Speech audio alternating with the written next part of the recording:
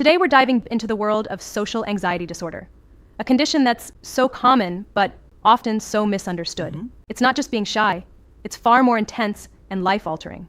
Right, and it's like there's this core, huge fear of scrutiny at its center, isn't there? That one fear that colors all social interactions. Exactly. The fear of being scrutinized. That's criterion A, the bedrock of the disorder. It's not the nervous buzz you get before a big presentation. It's this relentless dread. It's like you're always on stage even when you're not. And what's really eye-opening is how everyday encounters, chatting with someone new, having a quick bite while being watched, can turn into a nightmare for those affected. Absolutely. Right? People with SAD, they worry about every little thing. Intense blushing, trembling, sweating, even just the possibility that someone might notice their anxiety or judge them harshly. Speaking of that, isn't it fascinating how even basic behaviors get twisted into potential triggers? Like, think about someone avoiding shaking hands just because they fear their condition might be betrayed by a sweaty palm. Yes, exactly. And then there's what's called pararesis, shy bladder syndrome.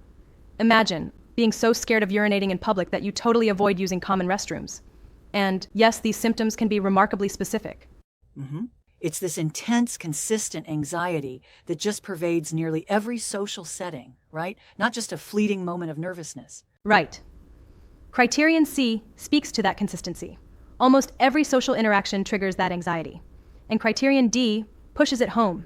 If you avoid these situations or endure them with terror, it can really cripple one's life, impacting work, school, relationships. Yeah. And then there's criterion E, where the fear is, frankly, out of proportion considering the actual threat. It's like the person is catastrophizing every social interaction, even something as mundane as ordering a coffee. Exactly. It's all about that exaggerated fear. Like, if you compare it to someone with a real threat, say bullying, the anxiety in SAD is definitely excessive. Yet, the line can get blurry sometimes. True. Now, here's a point I wanted to challenge. Some argue that this level of fear might just be a natural extension of shyness, but the research really draws a firm line, doesn't it? Yes, it does. Shyness is just a personality trait, sometimes even endearing. But SAD is persistent, causes significant distress, and is accompanied by these very specific avoidance behaviors. For example, deliberately diverting attention in group conversations or over-preparing to the point of rote memorization. It's a whole different ballgame. Absolutely. This really highlights the depth of the condition. And it's interesting how even the diagnostic criteria emphasize that these reactions must last at least 6 months and cause impairment, criterion F and G. Right. That duration threshold, 6 months, really separates a momentary phase from a persistent disorder that can, derail someone's life. And the impairment, whether new job prospects or social relationships suffer, that's the clincher. Speaking of real-world effects, it's staggering to hear that only about half of those with social anxiety ever seek treatment, and when they do, it's often 15 to 20 years later. Can you imagine that delay? It is shocking, really. The chronic nature of it, combined with comorbid conditions, like depression, paints a grim picture. It's almost like this hidden crisis, where people endure the struggle for over a decade before getting help. And part of that delay could be due to social stigma, right? Particularly with men who might feel even more pressure to suppress vulnerability. Right. That's a major point.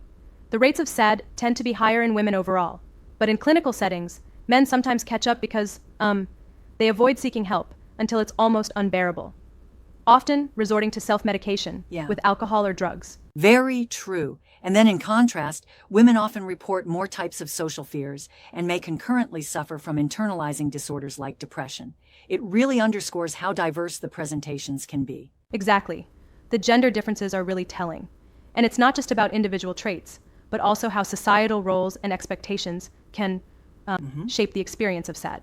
Now, what about developmental aspects? I remember the median age of onset is around 13 years old, right? Right on point. In the US, roughly 3/4 of cases start between 8 and 15 years old.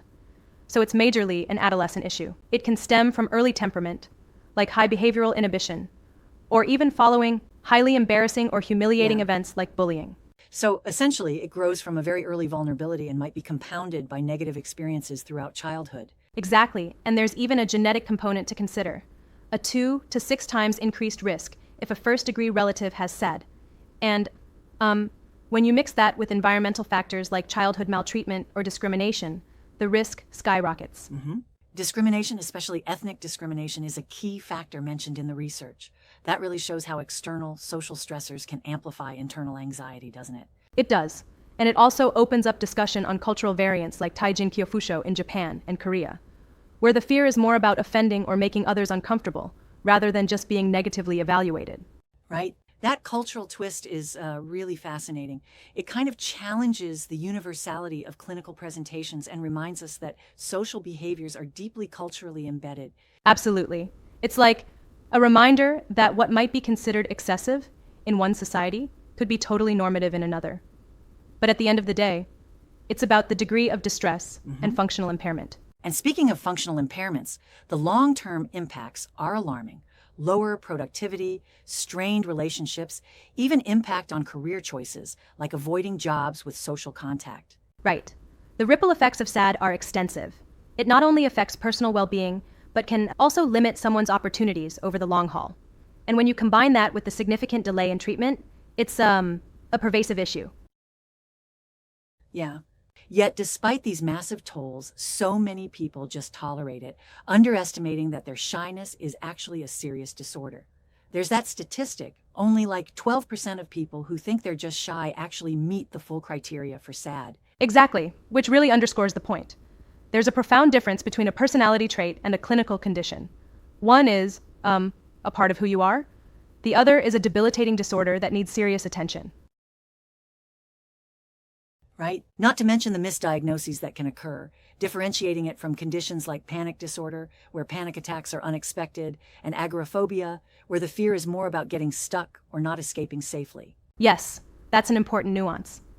In SAD, the anxiety is strictly tied to social situations and the fear of negative evaluation.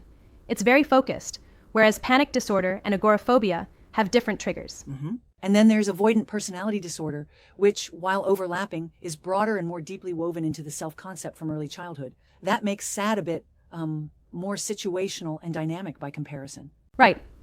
Avoidant personality disorder is like the envelope that, well, encompasses a lifetime of negative self-view, whereas SAD, though it can be chronic, is more about specific feared interactions and symptoms. Exactly. So pulling this all together, it really comes down to understanding that SAD is not just being a little nervous or shy. It's a persistent, life-altering disorder that demands early recognition and proper treatment. Absolutely. And for anyone out there who thinks that their anxiety is just a quirky personality trait, it's important to realize that if it impairs daily functioning, work, school, relationships, it might be time to get help. For sure. Well said. And our discussion really emphasizes that awareness, understanding these clinical nuances, is key in ensuring people get the care they need, rather than suffering in silence for decades. Exactly. And it highlights the need for broader systemic interventions so that this hidden crisis doesn't continue to go unnoticed. Yeah, absolutely. Thanks for the enlightening discussion. Understanding the depth of social anxiety disorder really challenges us to look beyond everyday shyness and recognize when someone needs help. Indeed. And here's to hoping that with better awareness and early interventions, we can, help reduce that 15 to 20-year delay in treatment and truly make a difference. Thanks for tuning in, everyone. Keep questioning and keep caring, because every conversation like this takes us one step closer to a more compassionate society.